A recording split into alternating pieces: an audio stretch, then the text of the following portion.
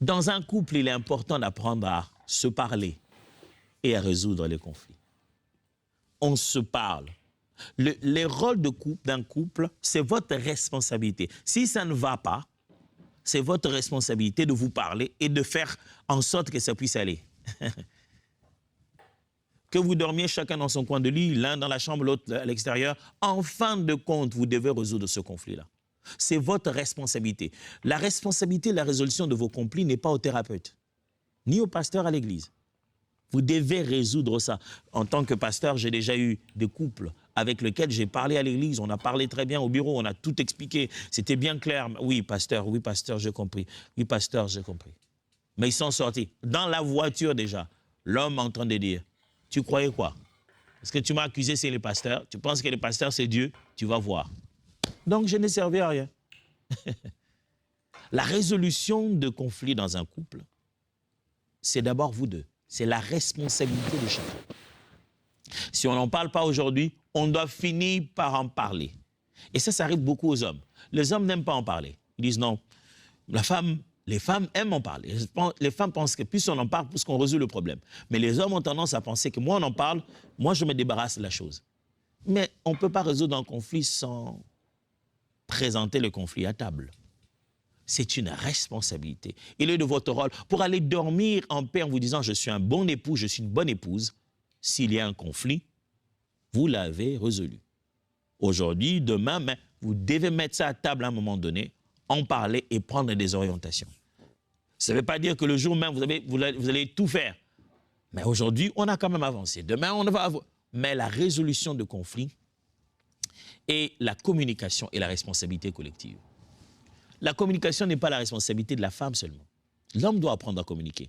Il doit apprendre à dire ce qu'il veut.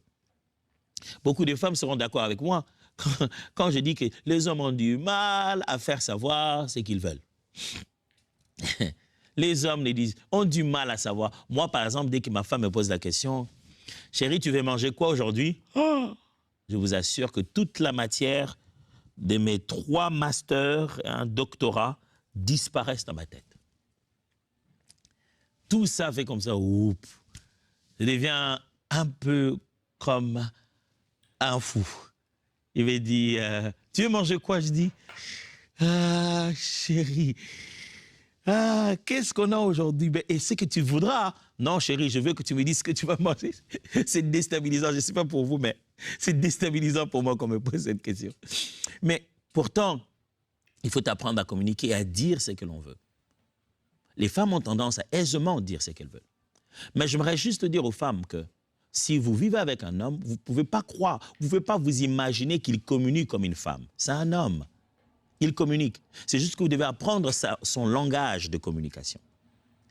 Et j'aimerais dire aux hommes, si vous vivez avec une femme, vous ne devez pas vous attendre à ce qu'elle fasse 4 points lors de ses arguments.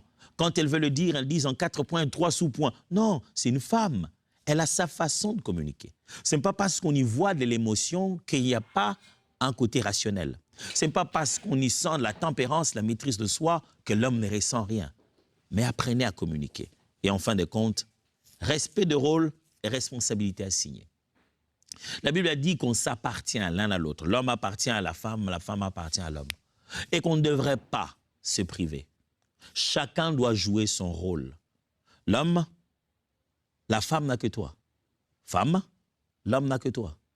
Où voudriez-vous qu'une fois mariés, que vous vivez ensemble, comment et avec qui voudriez-vous qu'ils puissent justement vivre certains de ces rôles de la vie conjugale? Comment vont-ils avoir cette relation et ces rapports déjà au niveau physique, au niveau sexuel?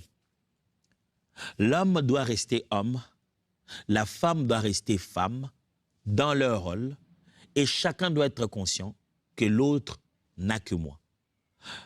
Une des grandes responsabilités qu'on a en tant que couple, c'est de respecter ce que chacun est, ce que chacun fait. Le fait que la femme s'occupe des enfants, s'occupe de la maison, ce n'est pas un petit travail. Il ne faut pas revenir à la maison en disant « mais toi, qu'est-ce que tu as fait? Tu étais ici à la maison. » Oh, elle ne faisait pas les 100 pas. Il ne faut pas non plus dire à l'homme « toi, tu n'es jamais là, tu ne sais pas comment je souffre avec les enfants. Tu étais là bien assis dans ton bureau. Oh, je t'assure que ce n'est pas non plus un travail facile. » Chacun doit juste respecter la bande là où chacun est en train de faire sa responsabilité. Respecte la femme pour ce qu'elle est et ce qu'elle fait en tant que femme. Apprécie cela. Respecte ce que l'homme fait. Respecte ta plate-bande. Fais ce qui est de la femme, fais ce qui est de l'homme. Chacun tient ses responsabilités telles qu'il est là. Quand j'entre à la maison, je connais mes limites. C'est que là-bas, à la cuisine, j'ai très peu de pouvoir. Quand j'arrive là-bas, je dois poser beaucoup de questions. Ce n'est pas mon domaine. Et ma femme, elle sait qu'il y a des choses qu'elle va dire même aux enfants. Appelez d'abord Daddy. Non, non, ne faites rien, appelez-le d'abord. Chacun a sa plate-bande, son terrain de responsabilité. Ça marche quand c'est respecté. Puisqu'aujourd'hui, c'est la fin de cette série, j'aimerais prier avec vous. Prier d'une manière assez particulière avec vous tous aujourd'hui pour les familles, les couples et les parents. Je voudrais vraiment qu'en suivant cette émission, vous ne puissiez pas hésiter de partager avec vous, à partager avec nous vos sujets de prière et même, pourquoi pas, vos témoignages de ce que le Seigneur aura fait. Parce que vous connaîtrez la vérité vous affranchira. Et je crois que toutes ces choses qu'on apprend sont censées transformer votre foyer. Partagez avec nous votre témoignage, ça encouragera tout le monde. Prions. Père de gloire, je prie pour ces foyers brisés, ou cette tension qu'il y avait dans la famille avant d'écouter ces messages. Je prie pour ces couples où chacun regarde dans une direction différente et tout le monde considère que sa responsabilité est plus grande. Personne ne le comprend. Il souffre, elle souffre. Mon Dieu, ramène-les ensemble. Permets-leur d'être à nouveau nus l'un devant l'autre et qu'ils n'en aient pas honte. Permets-leur à nouveau d'être vulnérables et d'être brisés ensemble, restaurés ensemble et de marcher ensemble. Je prie pour que ces familles qui ont suivi tous ces temps d'enseignement puissent bénéficier de la beauté de connaître la vérité et d'être libres à travers la parole de Dieu parce qu'elle a été clairement présentée et que chacun a décidé d'obéir. Finalement, si on n'obéit pas, même si c'est clair, ça ne sert à rien parce que cette parole n'est pas dite pour être écoutée, elle est dite pour être pratiquée. Je prie que tu exauces ma prière au nom de Jésus. Amen. Dieu vous bénisse.